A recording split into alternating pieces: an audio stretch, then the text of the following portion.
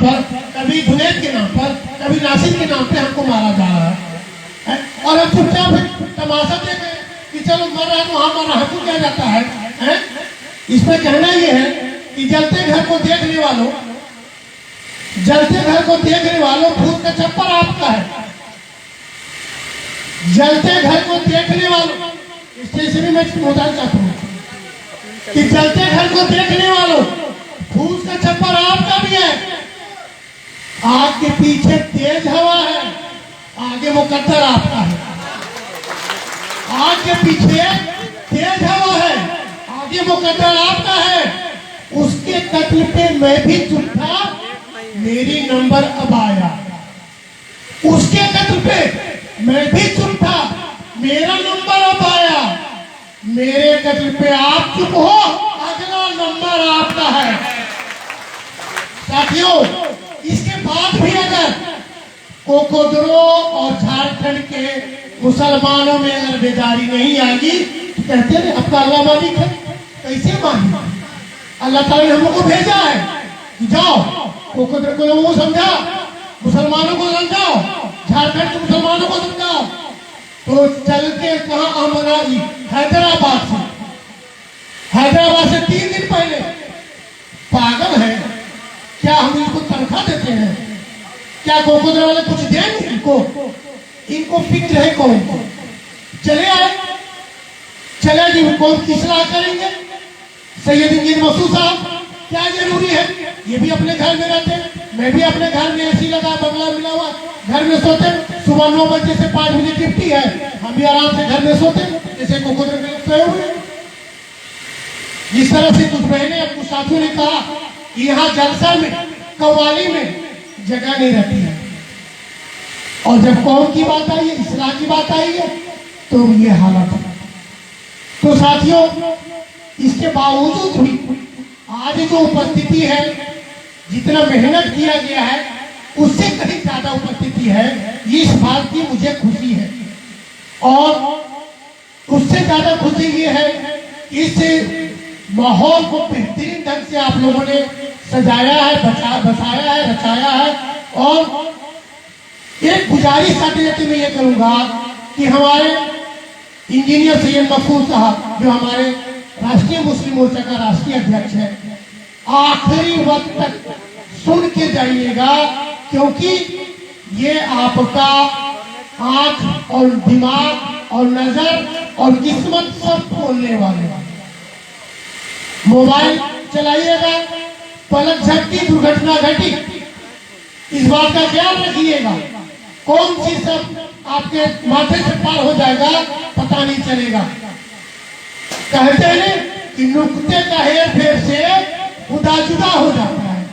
तो सैयद साहब की जब स्पीच शुरू होगी तो सारा जहन, फिक्र, सोच यहाँ रख दीजिएगा और निगाहों से निगाहें डालकर अगर आप सुनेंगे तो इंशाल्लाह आपको कामयाबी मिलेगी। इन्हीं बातों के साथ मैं अपने राष्ट्रीय अध्यक्ष इंजीनियर सैयद मसूद साहब के साथ बहुत बहुत दबला गुजारिश के साथ में डाइस पे तशरीफ आने की जहमत गवारा करें, आए और हमें इस्लाह करें। जनाब इंजीनियर सैयद मसूद साहब।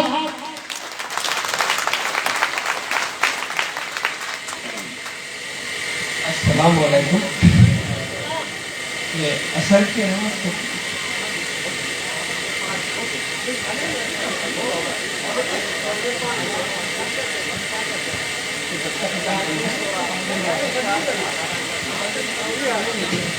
अस्सलाम वालेकुम मोहतरम सामाईन हज़रात, अभी आप बहुत सारे मुकर्रिरीन को इतना सुन चुके हैं कि मज़ीद सुनने की सख्त बाकी नहीं, ऐसा महसूस हो रहा है चेहरों से।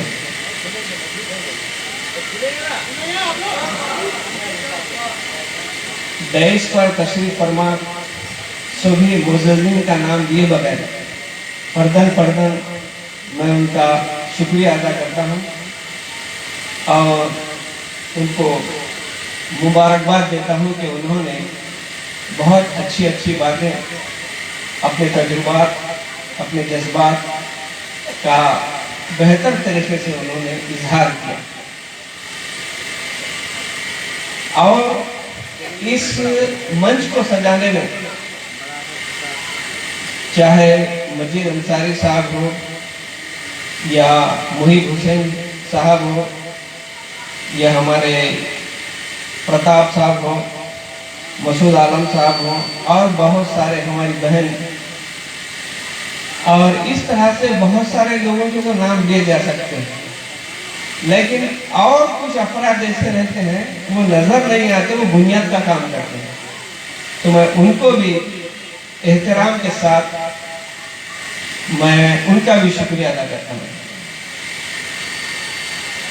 और ये शेख भिक्कन की सरजमीन पर मुझे आकर कुछ बात रखने का जो मौका मिल रहा है, मैं अपने आप को खुशकिस्मत समझता हूँ।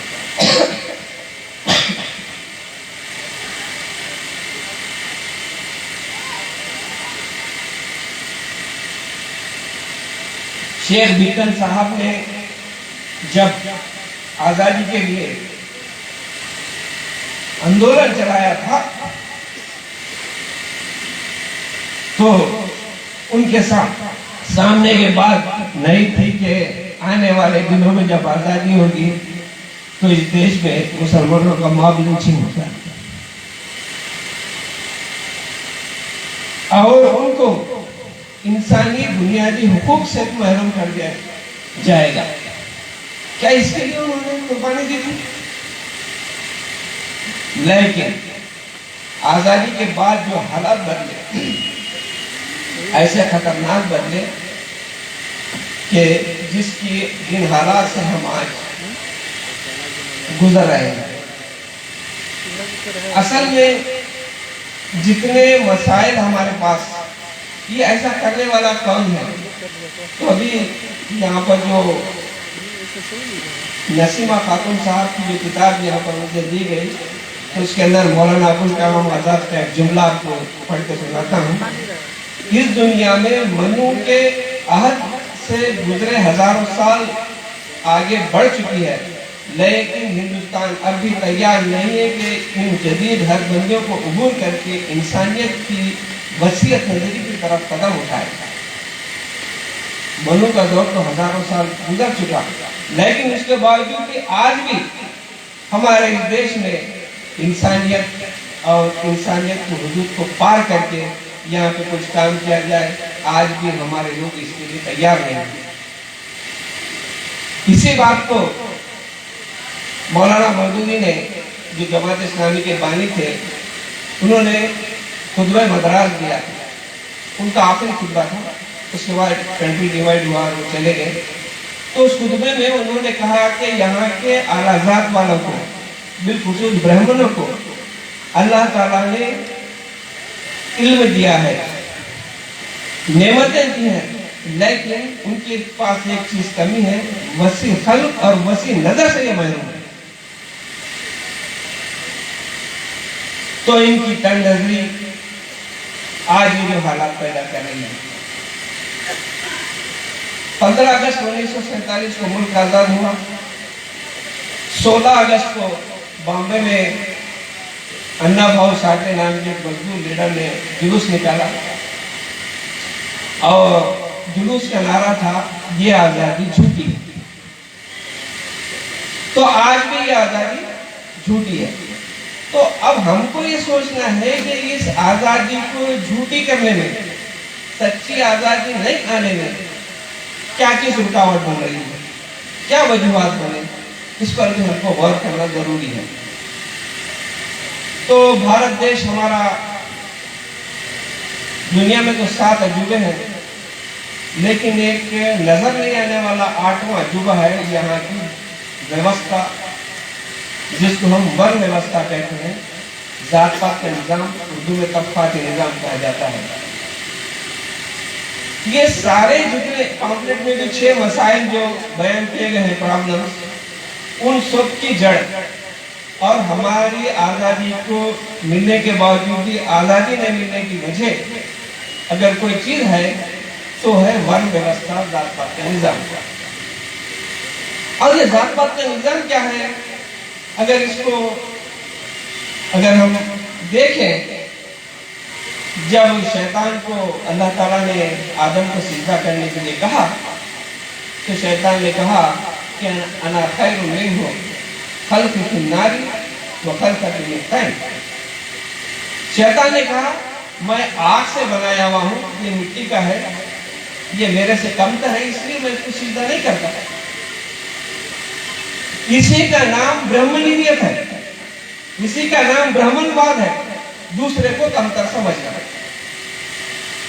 और फिर जब फिरौन को अपनी फिरौनियत सर चढ़कर बोलने लगी, तो उसने ऐलान किया, अना रब्बुकल आला, मैं सब में तुम्हारा सब में बड़ा रब हूं। इसी सोच और इसी शैतानी सोच और इसी फिरौनी सोच का नाम मैं समझता हूँ कि वो ब्रह्मनिज्म है, ब्राह्मणवाद है, और उसी का प्रोडक्ट है वर्ण व्यवस्था, जात पात का निजाम। अगर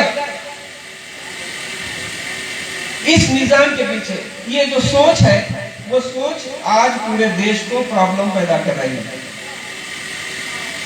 इस सोच को कायम रखने के लिए अपना बड़ापन, अपना इख्तिदार और अपना वर्चस्व पूरे मुल्क में कायम रखने के लिए उन्होंने रोज अव्वल से ही बड़ी कोशिशें की।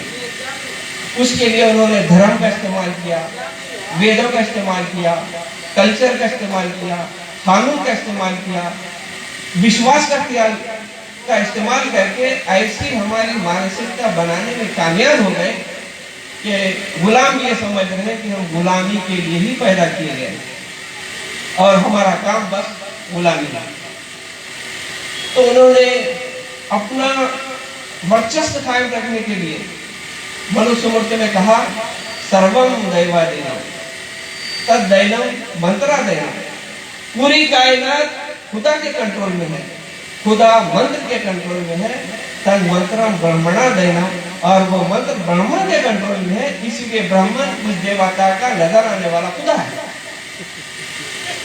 अपने आप को खुदा डिक्लेयर कर लेने के बाद खामोश में बैठे। अगर मैं बोलूं मैं प्राइम मिनिस्टर हूं, बोले तो साबित भी करना पड़ता है, लोगों को कन्विंस भी करना पड़ता है। तो उसको कन्विंस करने के वास्ते में क्या करें, वन व्यवस्था बनाए। वन व्यवस्था में क्या करें, समाज को 4 हिस्सों में तकसीम कर दिया, ब्रह्मा, क्षत्रिय, वैश्य, शूद्र, और एक 5वां बने अति शूद्र। मुसलमान भारत में आने के बाद 6वां वर्ण बने मनिज। जब तक इख्तिदार में थे तो 5 सलाम करके पीठ में दिखा के वापिस जाते थे, लेकिन अपने मजहबी किताबों में उन्होंने मुसलमानों को लिखा मनिज। मनिज के मानते हैं नापाक। जब बहमनी सल्तनत 1347 में जब बहमनी सल्तनत कायम हुई, तो उसके साथ ही विजयनगर सल्तनत के कायम हुई। तो विजयनगर सल्तनत को कायम करने के लिए जो आइडिया जो दिया था, उसका नाम एक ब्राह्मण था, और उसने वेदों का भाष्य लिखा, वेदों की तफसीर लिखी, और उसके अंदर उसने कहा कि मुसलमान जिस देश में इख्तिदार में आ गए, वो मनिज प्रदेश है, खतरनाक लोगों का, नीच लोगों का प्रदेश है, और मुसलमानों को उन्होंने मनिज कहा। तो इसके बाद वर्ण बनाए। वर्ण बनाने के बाद मैं असल में ये मुद्दे का जो जननी है, प्रोडक्ट है, उसके तरफ आपको तवज्जो दिलाना चाह रहा हूं। इसके बहुत सारे मसाले हैं, साइड इफेक्ट्स हैं, वो क्या कर रहे हैं क्या नहीं, वो तो आप तमाम हज़ार से सुन चुके हैं। तो उसने वर्ण बनाए। वर्ण बना के 4 हिस्सों में 4 काम डिवाइड कर दिए। ब्राह्मण के लिए 6 काम, वेद पढ़ना, वेद पढ़ाना, यज्ञ कराना, यज्ञ कराना, और दान देना, दान देना, और बादशाह को मशवरा देना कि कैसा हुकूमत करें। क्षत्रियों को बोले कि राजपाट करना तुम्हारा काम है, शूद्रों को बोले कि, वैश्यों को बोले कि बिजनेस करना, धन कमाना, और ये धन कमा के धर्म की रक्षा के वास्ते देना तुम्हारा काम है। और चौथा जो वर्ण शूद्र था, शूद्रों को बोले कि तुम्हारा काम एक ही है, निष्ठा से, श्रद्धा से अकीदत से खुदा का दिया हुआ इनाम समझ के इनकी सेवा करते रहना चाहिए। सेवा में कहीं गलती हुई तो फिर प्रॉब्लम क्रिएट हो जाती। क्या होता, उसके लिए फिर दो सिद्धांत लेके आए, एक कर्म सिद्धांत और दूसरा बोलेंगे कर्म सिद्धांत और पुनर्जन्म सिद्धांत। कर्म सिद्धांत में ये बोले अगर मैं धोबी के घर पैदा हुआ हूं तो मेरा ये फर्ज है कि साहब के कपड़े अच्छा साफ धो के इस्त्री करके देते रहना और फिर कुछ आशा नहीं करना कि कुछ देंगे वापस। और उसके बाद बोले पुनर्जन्म। पुनर्जन्म ये बोले कि अगर ये काम नहीं करे, धोबी पैदा होकर धोबी का काम, चमार पैदा होकर चमार का काम नहीं करे, तो फिर अगले जन्म में बहुत डेंजर होने वाला है। क्या होने वाला है? आप धोबी में पैदा हुए हैं तो आने वाले जन्म में चमार हो जाएंगे, चमार में है तो फिर और कोई टाइटल हो जाएंगे। तो इस तरह से अगर करे तो फायदा ये होगा कि प्रमोशन भी हो सकता है। हजरत अली ने फरमाया कि ईमान नाम है खौफ और उम्मीद का। इस चीज पे उनको जमा दी, इसकी वजह से हजारों सालों से गुलामी परमानेंट हो गई। और उन्होंने कभी गुलामी को इनाम समझ के करने वाले आदमी को, उसको गुलाम आजादी के लिए लड़ता करता, गुलामी को इनाम समझ रहा, भगवान का दिया हुआ प्रसाद समझ रहा, तो खा के आंखों को लगा लेता, छीवर के नहीं फेंकता। तो इस तरह से जो मानसिकता बनाई गई, उस मानसिकता की वजह से हजारों साल से हमारा जो शूद्र वर्ण है, जो एससी है, एसटी है, ओबीसी है, ट्राइबल्स है, वो गुलामी कंटिन्यू करके चले आ रहे हैं। और इस गुलामी को पुख्ता करने के वास्ते किसी इंसान को गुलामी से आजादी के लिए 3 चीजों की जरूरत पड़ती है। एक इल्म, दूसरा जरिया हथियार, तीसरा जरिया वसाइल। तो ये 3 चीजों से महरूम रख देते हो। इल्म का मामला ब्राह्मणों के लिए फिक्स होगा, हथियार क्षत्रियों के लिए होगा, धन दौलत वैश्यों के लिए होगा। अब ये 3 चीजों से महरूम कम्युनिटी गुलामी के सिवा दूसरी कुछ नहीं कर सकती। और इसको परमानेंट करने के वास्ते मनुस्मृति में लिखे कि सत्यनाभि शूद्रो न नकारो धन संचय। शूद्र को 2 चीजों से महरूम रखना चाहिए, एक इल्म और दूसरा धन और दौलत। धन दौलत अगर जायद अगर है तो छीन लेने का हक ब्राह्मण को है, उसकी जागीर है, वो इसके पास रखी हुई है, ले सकता।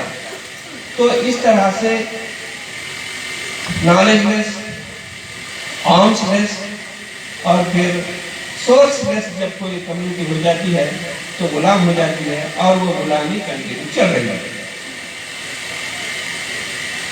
जब ये गुलामी चल रही थी तो ऐसा भी नहीं कि उन्होंने गुलामी थोपी और उन्होंने एक्सेप्ट किया।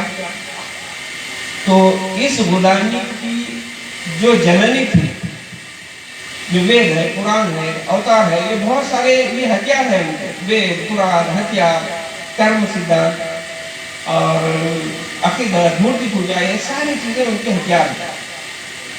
और ये सब का इस्तेमाल करके गुलामी मुक्ति करते रहे। तो चारवाक नाम का एक आदमी, एक फिलासफर इस देश में पैदा हुआ और उसने सबसे पहले आवाज उठाई। आवाज उठाकर उसने कहा, त्रित वेदस्य कर्तारो, 3 वेदों के क्रिएटर जो बनाने वाले हैं, भांडहा, पिचाचहा, ये 3 वेदों के जो क्रिएटर हैं वो चोर, उचक्की और बदमाश लोग हैं। बहुत बड़ा चैलेंज है, ओपन ने कहा उसने। आप चारवाक सिद्धांत पढ़िए, उसके अंदर उसने कहा कि ये 3 वेदों के, जो उस जमाने में 3 वेद थे, 4था वेद नहीं आया था, तो इसलिए उसने कहा कि 3 वेदों के जो खालिफ हैं वो चोर, उचक्की और बदमाश लोग हैं। और इस बात को सिर्फ चारवाक बोल के खामोश नहीं बैठे। जब इस्लाम इस देश में आया, इस देश में आने के बाद यहाँ पर इस्लाम की मसावत से, इस्लाम की भाईचारा से, इंसानियत दोस्ती से जो नजरिया इस्लाम का था उस नजरिए से मुतासिर होकर बहुत सारे कम्युनिटीज इस्लाम कबूल करें, कुछ इस्लाम कबूल नहीं करें, मगर इस्लाम के प्रभाव में आकर अपने रवैये में उन्होंने चेंज किया। तो चुनाचे जब हम देखते हैं कि संत रविदास का पीरियड आया तो संत रविदास ने दोहा कहा, बापन झूठा, वेद भी झूठा, झूठा ब्रह्म अकेला है। बापन झूठा, वेद भी झूठा, झूठा ब्रह्म अकेला रे। मंदिर भीतर मूरत बैठी, बाहर पूजे चेला रे। लड्डू भोग चढ़ावत जनता, मूर्ति के दिन खेला रे। बापन मूर्ते जनता सारे, प्रभु न देते ढेला रे। उसके बाद उसने उसका हल भी पेश किया। संत रविदास ने कहा, बापन छोड़ आ मेरे संग, बापन छोड़ आ मेरे संग, विद्रोह किए मैं अकेला रे। उन्होंने विद्रोह किया। जब कबीर से कबीर भी खामोश नहीं बैठे। कबीर ने कहा कि बापन सारे जग का गुरु है, साधु का गुरु नहीं। तो सारे जग का गुरु हो सकता, मुझ साधु का गुरु नहीं बन सकता। इसलिए एक सवाल भी खड़ा किया उन्होंने। गर्भपात में आया, मल मूत्र में नहाया, बाहर निकला ब्राह्मण कहलाया। कैसा बंधु तूने रचाया। अंधविश्वास के खिलाफ ये जो आग थी हमारे संत आंदोलन की, उन्होंने बहुत बड़ा काम इस नजरिए को, इस व्यवस्था को, इस जात पात के निजाम को चैलेंज किया। और चैलेंज नहीं किया बल्कि उसका अल्टरनेट भी बताने की कोशिश की। जब कर्नाटक में लिंगायत धर्म की बुनियाद पड़ी तो लिंगायत धर्म के जो बानी थे बसवेश्वर, बसवेश्वर का एक उनका श्लोक है। वो कहते हैं कि वेद को ताक में बांध कर रख दूंगा, शास्त्र को जंजीर पहनाऊंगा, तर्क की चमड़ी उधाड़ दूंगा, आग मां की नाक काट दूंगा, क्योंकि महादेव पूरा संगम का बेटा हूं मैं और चमार चन्नैया के घर का मैं बेटा हूं। तो इस तरह की जो नजरियात इस धर्म के खिलाफ उठे, वो नजरियात आज भी जारी है। आपको सुन के ताजुब होगा, पेरियार रामास्वामी कर्नाटक तमिलनाडु में जब उन्होंने अपना मूवमेंट शुरू किया तो वैकम मूवमेंट एक बहुत बड़ा मूवमेंट था उनके पास। तो वैकम नाम के एक मंदिर में एक शूद्र को दाखिल होने नहीं दिए, उसको मार के बेहोश कर दिया। तो उसके खिलाफ पेरियार ने मोर्चा निकाला और वैकम मंदिर के सामने ठहर के उन्होंने तकरीर की। और उस तकरीर का एक तारीखी जुमला आपको सुनाते हुए आगे बढ़ता हूं। उन्होंने कहा, जो भक्ति के छूने से जो भगवान मैला हो जाता, जो भक्तों के छूने से जो भगवान मैला हो जाता, उससे तो मेरे धोबी का पत्थर अच्छा है, जो हजारों मैले कपड़े धोती कभी मैला नहीं होता।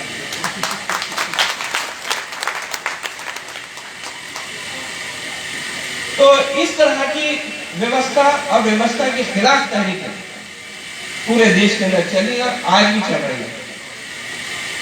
जब इस्लाम आया, इस्लाम मूर्ति पूजा को नहीं मानता, इस्लाम जात पात को नहीं मानता, मसावत इसकी बुनियाद है। जब इस्लाम इस देश में आया तो इस्लाम आने के बाद जो बादशाहों का रवैया था वो तो खैर अपना रवैया था। यहाँ पर बुजुर्गाने दिन का जो रवैया था वो काबिल तारीफ रवैया था। जहां भारत में मुसलमान आए तो इन्हें चौधरी बनने में देर नहीं लगी।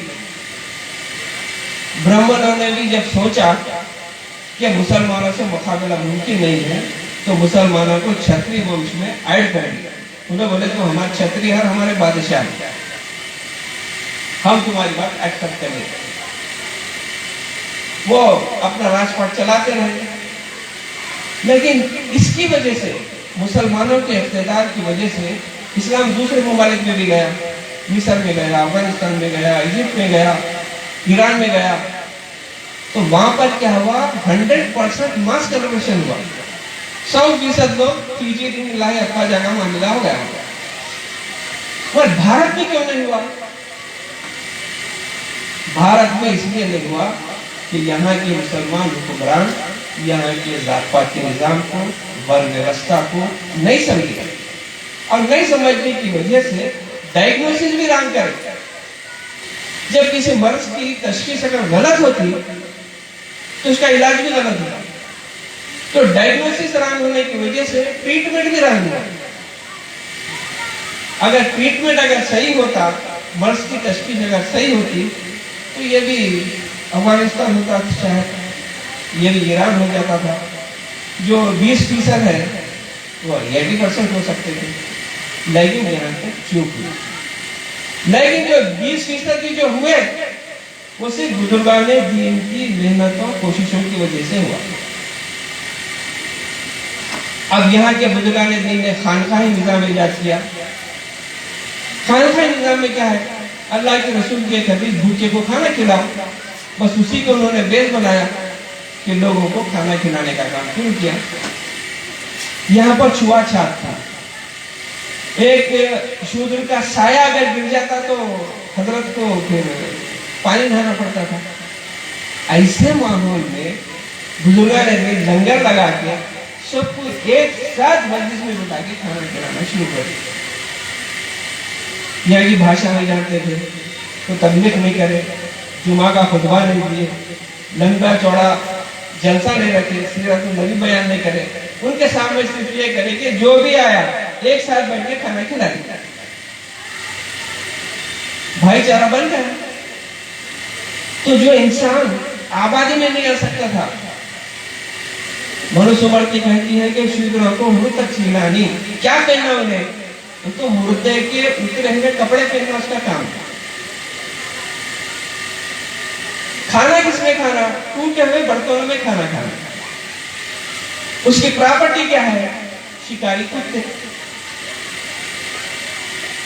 तो ऐसे इंसानों को जब वो लोग एक साथ बिठा के खाना खिलाना शुरू करें, या मेरे को धन नहीं दिए, कोई दौलत नहीं दिए, कोई लालच नहीं दिए, मसावत दिया, जिसकी वजह से हजारों लोग इस्लाम कबूल करें। लेकिन ये अधूरा मिशन है। बाद में फिर उसके बाद मुसलमान राजा बन गए और एक राजा को जो चीजें मिलना था वो पूरी के पूरे सप्लाई करने लगे। उनका हुकूमत चलने लगा, पैसा चलने लगा, दूसरा सारी चीजें उनको मुहैया हो गई। इसीलिए महात्मा ज्योतिराव फुले कहते हैं कि मुसलमान आने से सत्ता परिवर्तन हुआ, इख्तिदार में तब्दीली है, व्यवस्था परिवर्तन का काम अभी बाकी है। समाज में तब्दीली लाना अभी काम है। समाज में तब्दीली नहीं आएगी। जब तक समाज में तब्दीली नहीं आएगी उस वक्त तक कोई